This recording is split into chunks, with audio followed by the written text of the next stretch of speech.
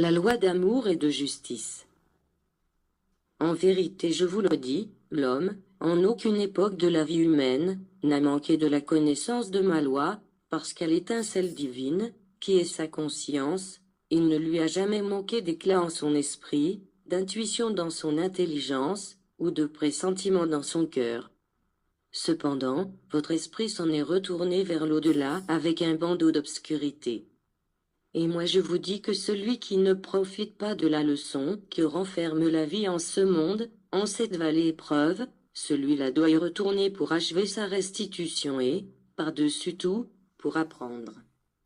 Dans d'autres mondes, les esprits jouissent également de libre arbitre et pêchent ou deviennent, ou persévèrent dans le bien et, ainsi, parviennent à s'élever, à l'instar de ce que vous faites sur la terre. Mais quand arrive l'instant, ceux qui sont destinés à venir en ce monde y descendent, les uns pour accomplir une noble mission et les autres, pour expier leur restitution. Mais, selon qu'ils veuillent considérer cette terre, celle-ci se présentera comme un paradis pour quelques-uns ou comme un enfer pour les autres.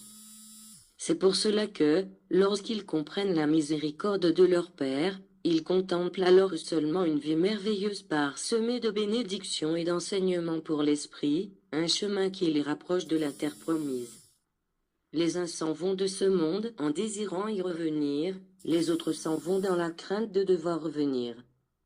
Votre être n'est pas encore parvenu à comprendre l'harmonie dans laquelle vous devez vivre avec le Seigneur. Que personne ne se rebelle à l'idée de devoir retourner à cette planète en un autre corps, et ne pensez pas que la réincarnation constitue un châtiment pour l'esprit. Tous les esprits destinés à devoir habiter la terre ont dû passer par la loi de la réincarnation, pour pouvoir atteindre leur évolution et mener à bien la mission que je leur ai confiée. Ce ne sont pas seulement les esprits de peu d'élévation qui doivent se réincarner, les esprits élevés, eux aussi, reviennent à maintes reprises jusqu'à la conclusion de leur œuvre. Élie est le plus grand prophète qui soit venu sur la terre et, en dépit des grandes œuvres qu'il accomplit et des grandes preuves qu'il livra, dut revenir à ce monde en un autre temps, sous une forme différente et sous un autre nom. Cette loi d'amour et de justice fut longtemps ignorée de l'humanité, parce que si elle avait été connue auparavant, elle aurait pu tomber en confusion. Néanmoins, le Père vous fit quelques révélations et vous donna certains signes qui furent la lumière de ce temps, de l'éclaircissement de tous les mystères.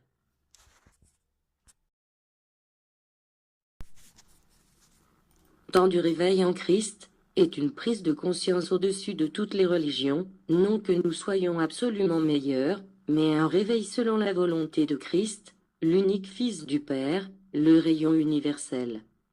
Sa parole et son essence sont aussi universelles, parce que tous recherchent un seul esprit divin. Mais il n'y a point d'unification entre les hommes, Jésus déclare.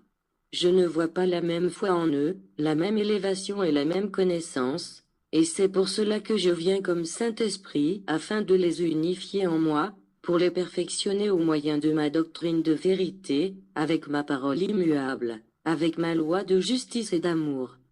L'aveuglement de la pensée, le manque de foi, l'ignorance de la vérité constituent des ténèbres pour l'esprit, à cause desquelles l'humanité, aujourd'hui, se retrouve perdue. Combien se sont multipliés les hommes qui marchent sans savoir où ils vont, et sans d'ailleurs que cela les préoccupe.